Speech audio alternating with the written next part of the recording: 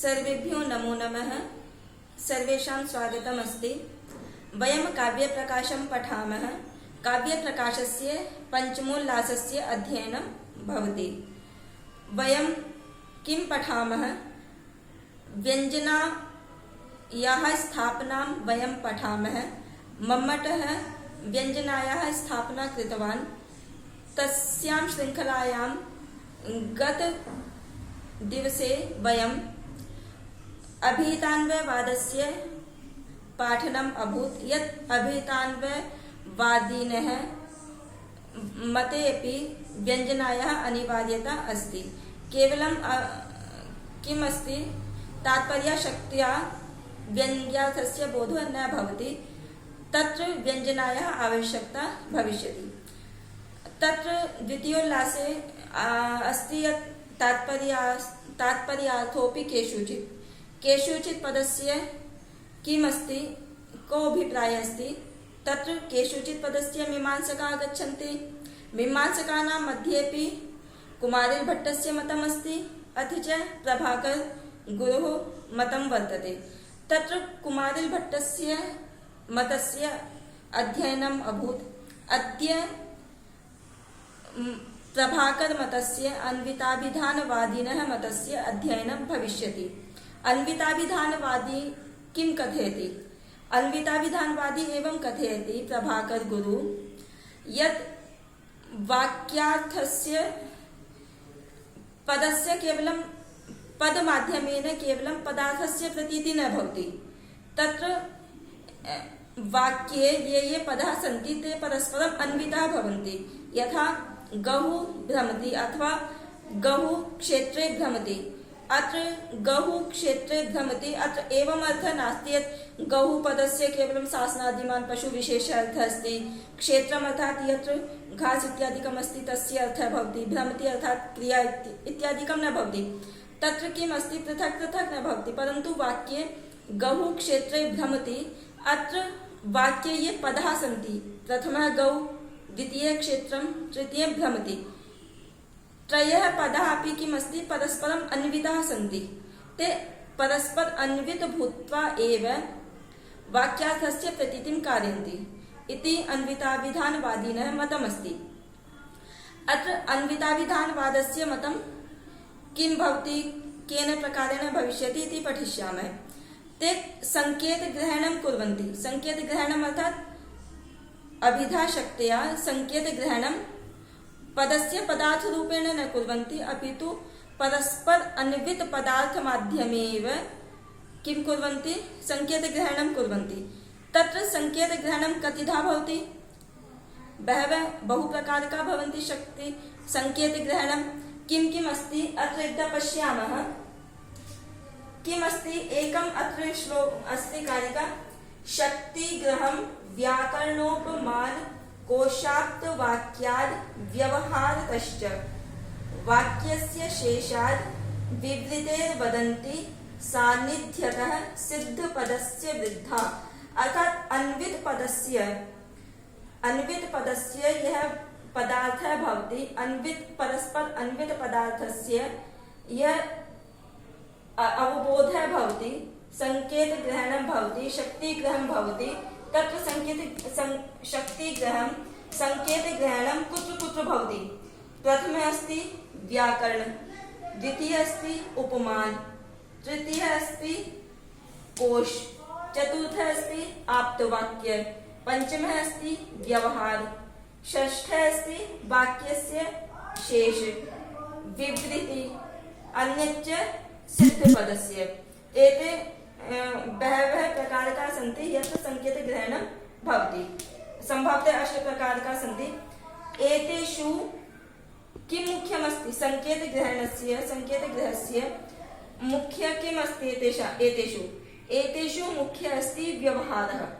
व्यवहारः किमर्थम्? अस्मिन् मध्ये किं भवति, वाक्यार्थः भवति, वाक्यस्य अर्थः वाक्यार्थः भवति। परन्तु एतेषां यदा वयं संकेतग्रहणं भविष्यति तदा केवलं वृद्धजनानां कृते अथवा ये ज्येष्ठजनाः सन्ति तेषां कृते सम्यक् अस्ति। परन्तु ये लघुबालः अस्ति तस्य कृते संकेतग्रहणं व्यवहारमाध्यमेनैव भवति। एतदर्थं संकेतग्रहणे लोकव्यवहारः मुख्यः भवति। अत्र लोकव्यवहारः किमर्थं मुख्यः भवति? लोकव्यवहारे एवं मुख्यं भवति यदा लघुशिशुः अस्ति, स न जानाति, स न वाक्यस्य वाक्यार्थः अपि न जानाति अथवा पदस्य पदार्थः अपि न जानाति। शिशु एवं प्रकारेण अवगच्छन्तु यः वक्तुं समर्थः न भवति, यः वक्तुं न जानाति, तस्य कृते किम् अस्ति, कस्य शब्दस्य कः अर्थः स न जानाति, वाक्यस्य वाक्यार्थः अपि न जानाति, अति लघु अस्ति अथवा 1 वर्षीय अस्ति अथवा 5 मासस्य अस्ति, स न जानाति अथवा ततः अपि ज्येष्ठः भवितुं शक्यते, अहमेवं न वदामि। शिशु तस्य कृते प्रयुज्यते यत् यः न तु पदस्य पदार्थः जानाति न वाक्यस्य वाक्यार्थः जानाति। गौ इत्यस्य पदस्य अर्थः अपि न जानाति, जलम् इत्यस्य अभिप्रायः न जानाति यत् जलं किं भवति, गौः किं भवति, क्षेत्रं किं भवति, सः शिशुः न जानाति। स एवमपि न जानाति यत् गौः क्षेत्रं भ्रमति, अस्य वाक्य अस्ति, वाक्यस्य अपि वाक्यार्थः न जानाति। तस्य कृते केन प्रकारेण अवबोधः भविष्यति, स केन प्रकारेण ज्ञास्यति यत् अस्य पदस्य अयम् अर्थः अस्ति अथवा अस्य वाक्यस्य अयं वाक्यार्थः भवति। तत्र उक्तम् अन्विताभिधानवादिना यत् तत्र लोकव्यवहार माध्यमेन सः ज्ञास्यति। लोके यदा वाक्यस्य अथवा पदस्य व्यवहारः भविष्यति तद् माध्यमेनैव शिशुबालकः ज्ञानं भविष्यति। तत्र एकः बालकः अस्ति, सः किं करोति, पितरं समक्षे स्थितः अस्ति, सः किं पश्यति, तस्य पिता यः ज्येष्ठः पुत्रः अस्ति तं प्रति कथयति यत् हे पुत्र त्वं गाम् आनय। अखण्डवाक्य अस्ति, एवं न वदति न गां केवलम् अथवा एवं वदति गाम् आनय। तर्हि शिशुः न जानाति कि यत् गां किं भवति, आनय किं भवति। तदा यः ज्येष्ठः पुत्रः अस्ति सः किं करोति, गच्छति अथ च गाम् आनयति। यदा सः शृणोति गाम् आनय वाक्यश्रवणानन्तरमेव यः ज्येष्ठः पुत्रः अस्ति सः किं करोति, सः गाम् आनयति। तदनन्तरं पिता किं कथयति यत् गां नय अश्वम् आहर। न जानाति पुत्रः किम् अस्ति। तर्हि यदा गाम् आनयति तदा अखण्ड वाक्यमाध्यमेन सः जानाति यत् पिता एवं उच्चारणं कृतं पित्रा यद् गाम् आनय। मम ज्येष्ठभ्राता किं करोति, गाम् आनयति। तर्हि अखण्ड गाम् आनयति, अखण्डवाक्यनेन तं ज्ञानं भवति यत् गाम् आगच्छति, गौः आगच्छति। यदा पिता कथयति गां नय, अत्र पूर्वस्मिन् वाक्ये आसीत् गाम् आनय, द्वितीयवाक्ये अस्ति गां नय। अत्र उभौ वाक्ये किं भवति, गौ शब्दः अस्ति, गां शब्दः अस्ति। तद् व्यवहारमाध्यमेन सः जानाति यत् गौ इत्यस्य अभिप्रायः अस्ति यत् शासनादिमान् पशुविशेषः। तदनन्तरं कथयति गां नय अश्वम् आनय। तदा आनय इत्यस्य अभिप्रायः सः जानाति यत् आनय इत्यस्य अभिप्रायः किं भविष्यति, आनयन क्रियारूप। एषः अस्ति लोकव्यवहारः। अत्र लोकव्यवहारे किं किं प्रमाणम् अस्ति, केन केन प्रमाणमाध्यमेन सः शिशुः जानाति। मतलब शिशुः न जानाति यत् अत्र एषः प्रमाणः अस्ति, परन्तु कस्य कस्य प्रमाणस्य तत्र प्रयोगः भवति अत्र पश्यामः। किम् अस्ति,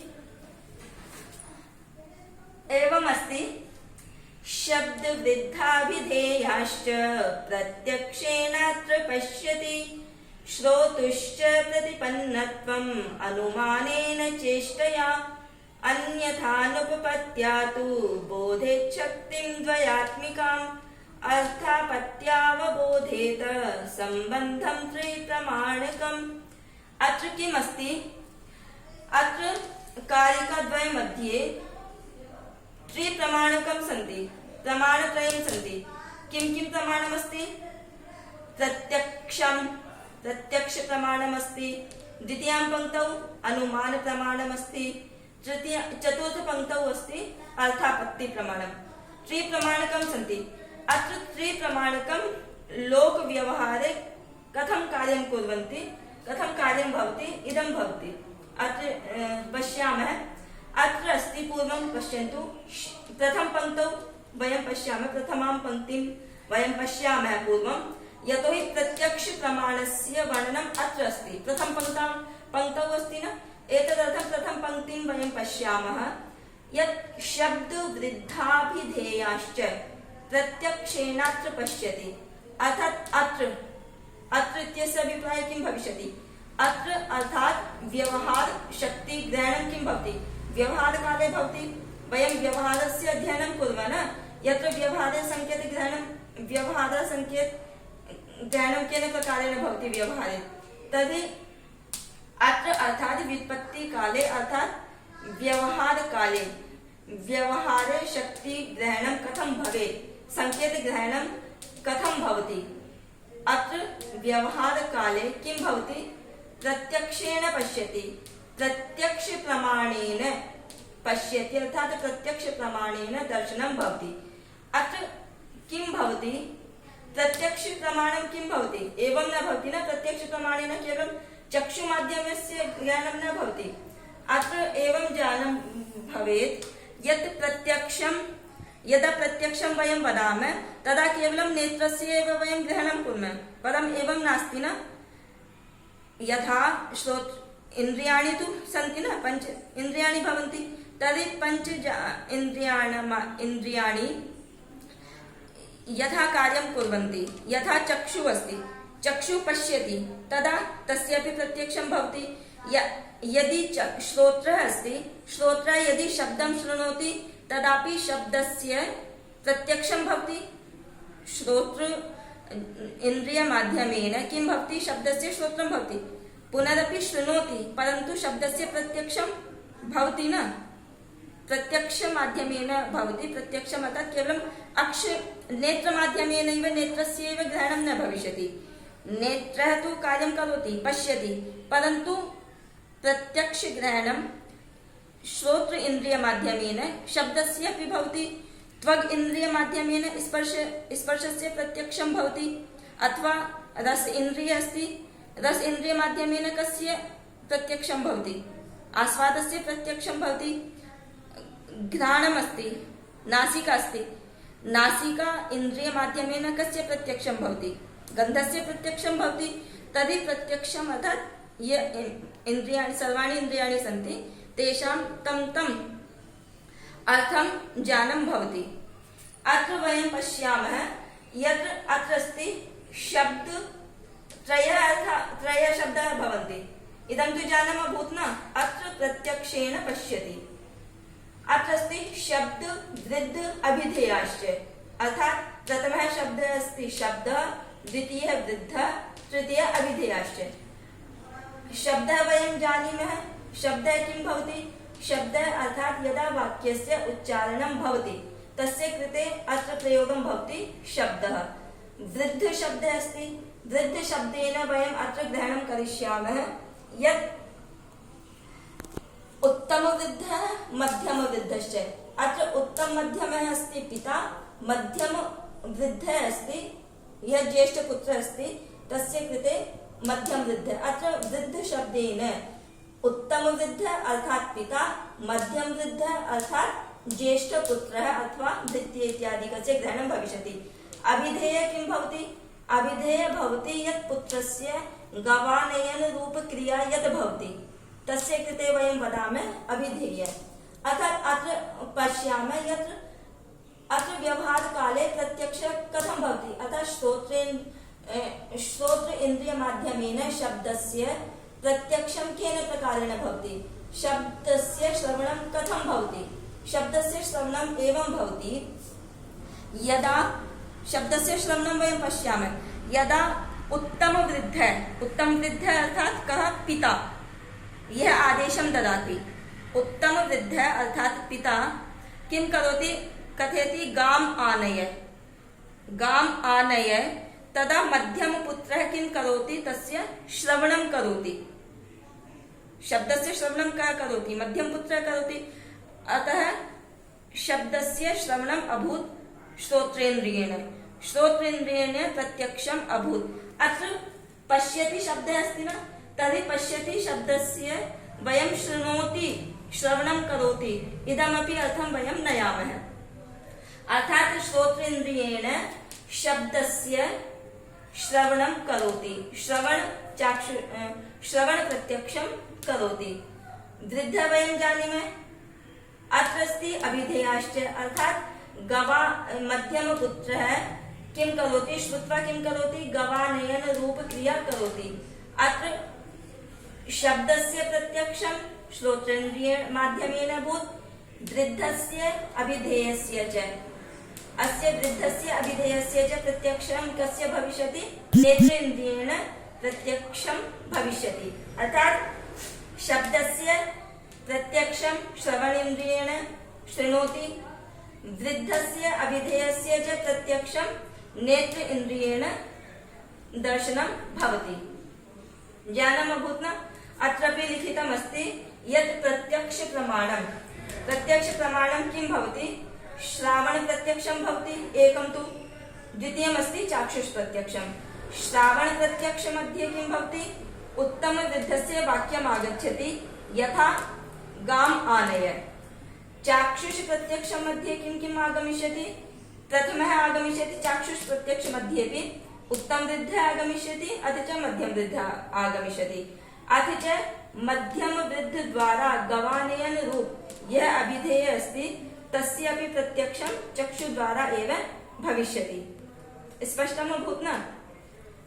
अधुना आगच्छति श्रोतुश्च प्रतिपन्नत्वम् अनुमानेन चेष्टया, अर्थात् अत्र श्रोतु, अत्र षष्ठी विभक्ति अस्ति, चैव श्रोतु अतः श्रोता कः अस्ति, अत्र उत्तम वृद्ध मध्ये मध्यम वृद्ध मध्ये श्रोता कः अस्ति, कः शृणोति, उत्तम वृद्धः तु वाक्यम् उच्चारयति, मध्यम वृद्धः यः अस्ति अर्थात् ज्येष्ठः पुत्रः यः अस्ति सः किं करोति, वाक्यं शृणोति।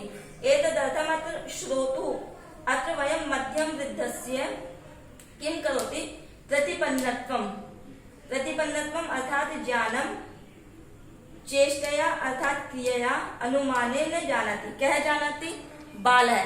अत्र सर्वत्र कर्ता कः अस्ति, अत्र सर्वत्र कर्ता बालः अस्ति, शिशुः अस्ति। सः किं करोति, पूर्वं तु प्रत्यक्ष माध्यमेन शब्दस्य वृद्धस्य अभिधेयस्य च प्रत्यक्षं करोति, द्वितीयां पङ्क्तौ किं करोति, सः किं मध्य श्रोतु अर्थात मध्यम वृद्धस्य प्रतिपन्नत्वम् अर्थात ज्ञानं, मध्यम वृद्धस्य ज्ञानं क्रियया अनुमानेन पश्यति। क्रियया अनुमानेन कथं पश्यति, यथा ज्येष्ठः उत्तम वृद्धः कथयति, पिता कथयति गाम् आनय, तं वाक्यं श्रुत्वा सः किं करोति, मध्यम वृद्धः गाम् आनयति, तां गाम् आनयन रूप क्रियां दृष्ट्वा सः बालः किं जानाति, यत् एषः मध्यम वृद्धः अर्थात् ज्येष्ठः पुत्रः किं करोति, तस्य वाक्यस्य अर्थस्य ज्ञानम् अभूत्, मध्यम वृद्धं जानाति, यह वाक्यम उच्चारणम अभूत्। पिता मतलब ये है, कहने का मतलब कि पिता ने जो वाक्य का उच्चारण किया उस वाक्य के अर्थ को मध्यम वृद्ध ने जान लिया है।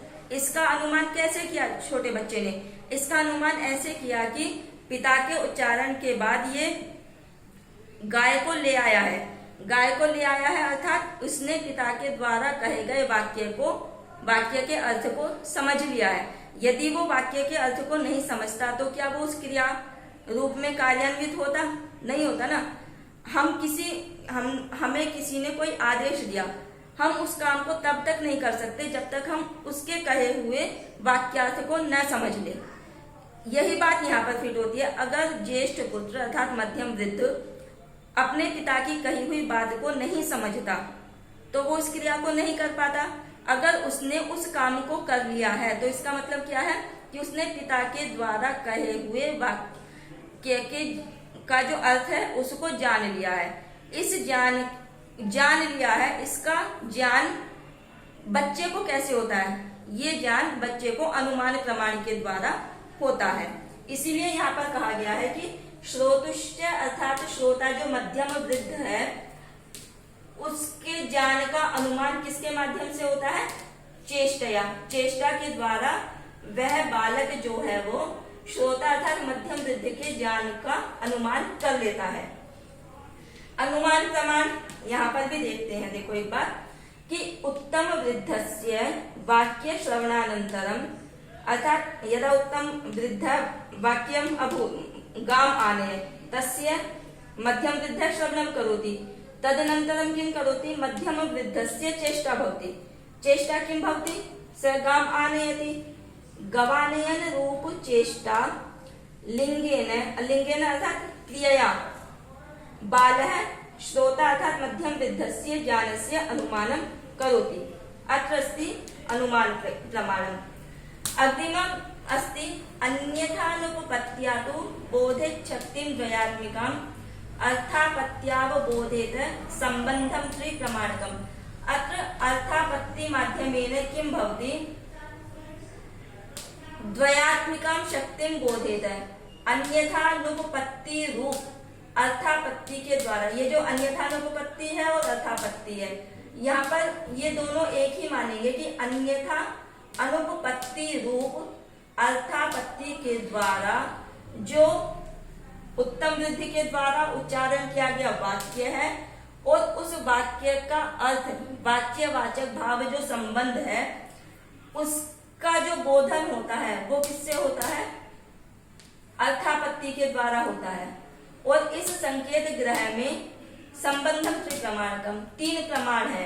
कौन सा? पहला प्रत्यक्ष, दूसरा अनुमान, तीसरा अर्थापत्ति। अब आप ये देखिए, अर्थापत्ति तुम्हें अभी शायद समझ में नहीं आया। देखो अर्थापत्ति क्या कहते हैं? अर्थापत्ति कहते हैं कि अनुपपद्यमानार्थ दर्शनात् तद उपपादकी भूतार्थांतर कल्पनम अर्थापत्ति। अर्थात जब अर्थ अनुपपद्यमान हो, अनुपपद्यमान अर्थात जहां पर अर्थ की उत्पत्ति न हो, जहां पर अर्थ की उत्पत्ति नहीं होगी वो क्या हो जाएगा? उपपद्यमान नहीं होगा। उपपद्यमान का न होना ही अनुपपद्यमान हो जाएगा। अर्थात अनुपपद्यमान अर्थ के दर्शन होने पर तद उपपादकी भूतार्थ, उसका जो उपपादकी भूत अर्थांतर की कल्पना जो की जाती है वो अर्थापत्ति है। इसके लिए देखो एग्जाम्पल से समझते हैं। हम सब ने एग्जाम्पल सुना है कि पीनो देवदत्त है दीवाना भूंगते। सबसे पहले तो हम ये समझेंगे कि अर्थापत्ति होती क्या है। अर्थापत्ति होती है कि पीनो देवदत्त है दीवाना भूंगते। पीनो यानी कि मतलब पीन है, स्थूल है, मोटा है, कि देवदत्त जो है मोटा है लेकिन दिन में नहीं खाता है। ये क्या हो गया? ये तो अर्थ की उपपत्ति नहीं हुई ना, अर्थ अनुपपादित हो गया। अर्थ की उपपन्नता न होना, उत्पद्यमानता न होना ही अनुपपद्यमानता है। मतलब देवदत्त दिन में खाता भी नहीं है फिर भी मोटा है। भाई जो खाएगा वही तो मोटा होगा ना, वो खा भी नहीं रहा है फिर भी मोटा है, तो यहाँ पर तो अर्थ की उपपद्यमानता नहीं हो रही है। तो हम क्या करेंगे, वहां पर अर्थापत्ति के द्वारा बताएंगे कि अगर वो दिन में नहीं खाता है फिर भी मोटा है तो इसका मतलब रात्रि भूख से, कि वो रात में खाता है। भाई मोटा है तो मोटे का कारण क्या है? व्यक्ति खाता है।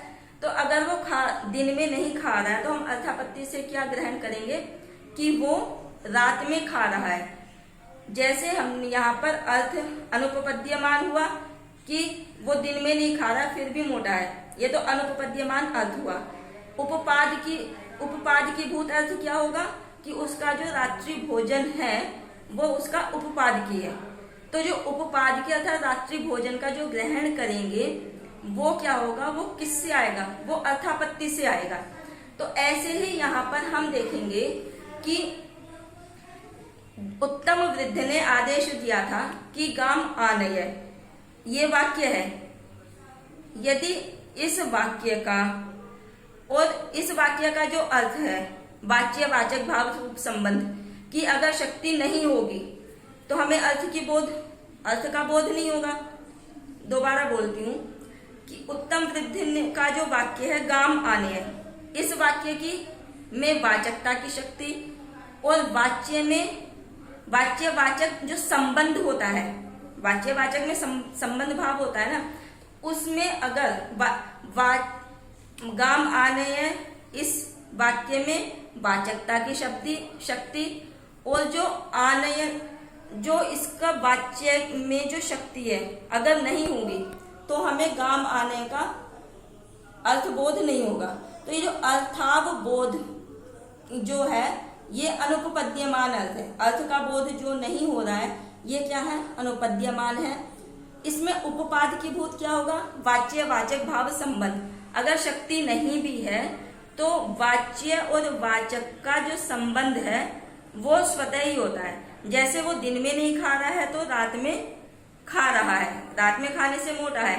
वाच्यवाचक में अगर शक्ति नहीं भी है फिर भी हमें अर्थ की प्राप्ति हो रही है, तो वो किस वजह से हो रही है, वो कौन से प्रमाण से आ रहा है, वो अर्थापत्ति प्रमाण से आ रहा है। अर्थात वाच्य जो अर्थ है और वाचक जो शब्द है इन दोनों का जो संबंध भाव निश्चित ही होता है कि जो कहने वाला होता है वो वाचक होता है और वाचक शब्द का अर्थ वाच्य अर्थ निकलता ही है।